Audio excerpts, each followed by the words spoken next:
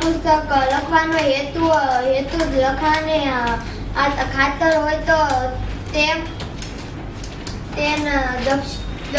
દક્ષિણ આફ્રિકાના ઇતિહાસનું નાનામાં નાનું તેણે અહીં દિલ્હી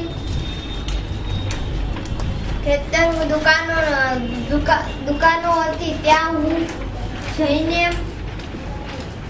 ગયો. ગાંધીજીએ એક ઝાડ પાછળ તેમણે